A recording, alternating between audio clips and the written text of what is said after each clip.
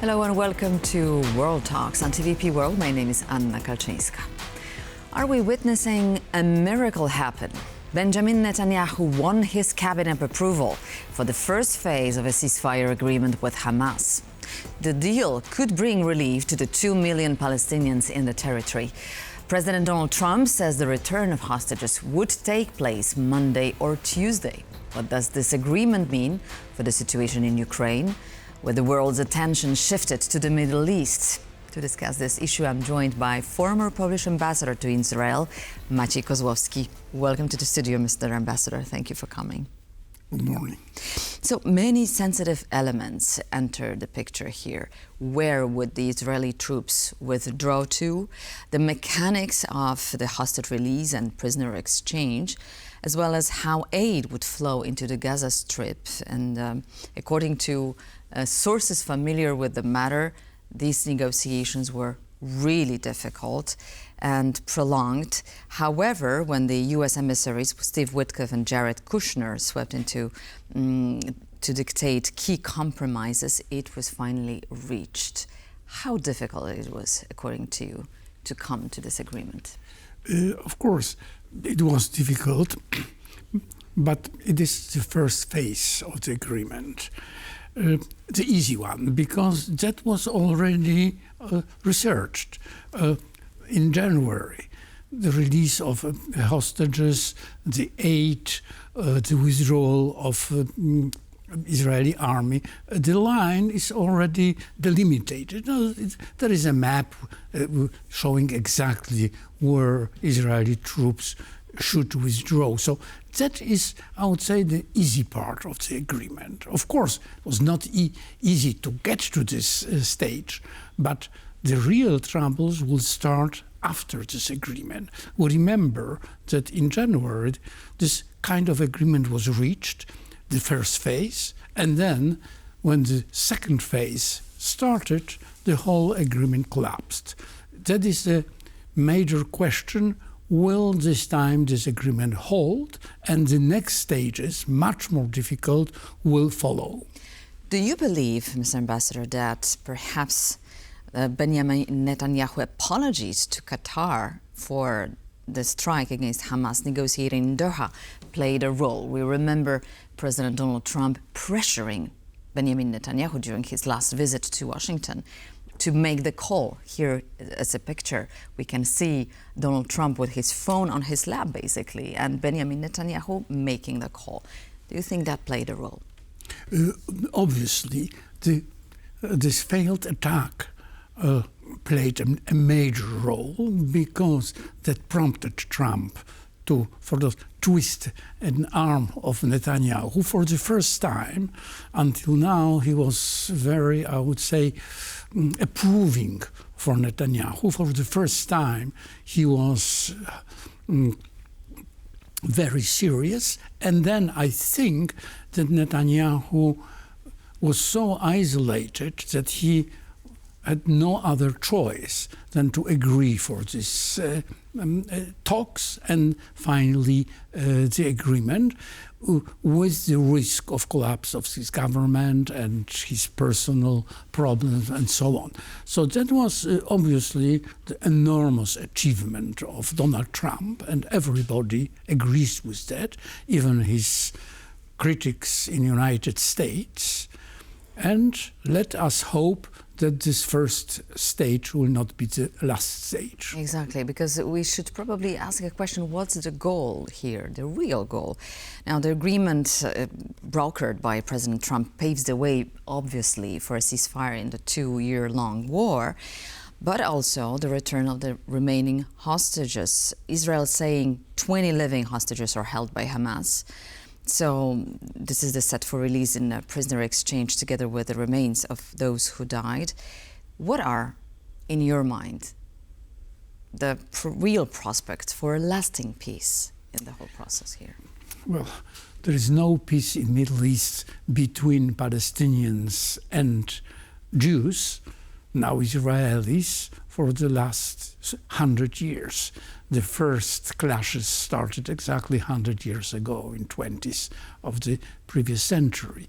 So it is not an easy process, but this, I would say, 100-year-long history had its ups and downs. And let us hope that now, after the very high up, at least a level will be reached. That means this kind of accommodation, which lasted, when I was an ambassador, there were no clashes between Palestinians and Israelis. There were talks in Camp David, and it all collapsed with the First Intifada. And what we are witnessing now, maybe it's a new stage of finding an accommodation between these two people. If it will be lasting, how long, what will be the, I would say, what will be the framework of this agreement, we don't know. But let's hope that everything will go towards, I would say, more positive scenario than the very negative we have been observing. You've already last 2 underlined years. the role of Mr. Trump here in the whole process. Let me just quote Marco Rubio, the U.S. Secretary, who says that none of this would have been possible without U.S. President. So that obviously raises the chances of Donald Trump getting the Nobel Peace Prize, which is about to be announced today. Do you think that is possible? Well, everything is possible. In today's world, everything is possible. We had so many surprises lately that everything is possible, but it's very improbable. First of all, the Nobel Prize was already awarded. It will be announced today, but it was awarded already. There is a whole long process which lasts a whole year. So I don't think that the person who was already appointed will be sort of pushed away for Trump. That would be totally unthinkable. Unthinkable, but not impossible, as we know. But it might happen next year.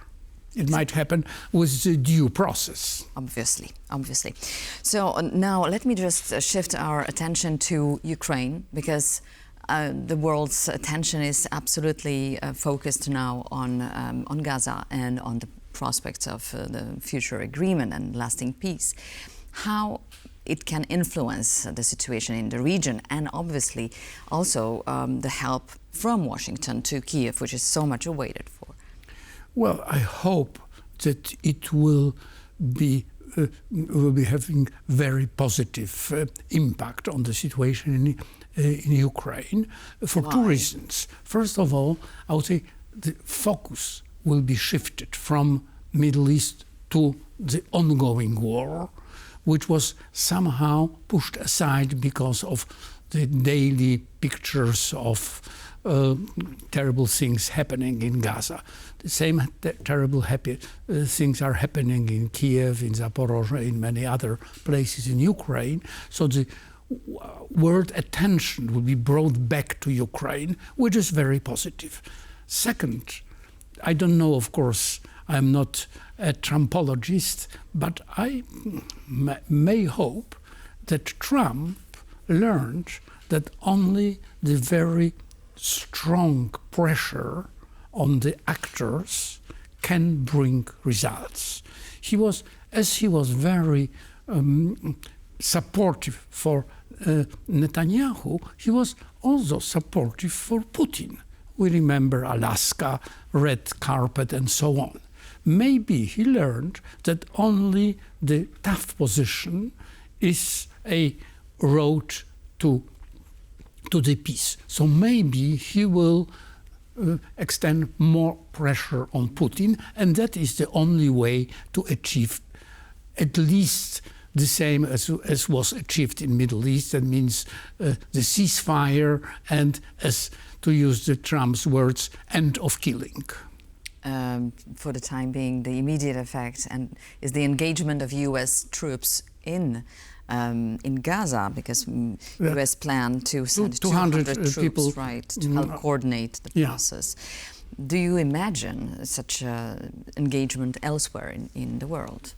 Well, there are American troops all over the world, about 10,000 of them in Poland. So the American troops are engaged in many places in the world.